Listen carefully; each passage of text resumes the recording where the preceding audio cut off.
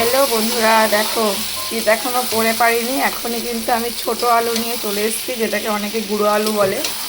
তো এটা কি দিয়ে রান্না হবে সেটা তোমাদেরকে দেখাবো। দেখো কি দিয়ে রান্না হবে আজকে। তো এটা রান্না হবে আজকে ডিম দিয়ে। দেখো কষা কষা করে একদম ডিম দিয়ে। আলুটা কিন্তু কষানো হয়েই গেছে, দেখে নাও। এবার কিন্তু আমি এখানে ডিমটা অ্যাড করব, করে তারপর একটু জল দেবো। এদিকে গরম জলটা করে নিয়েছি।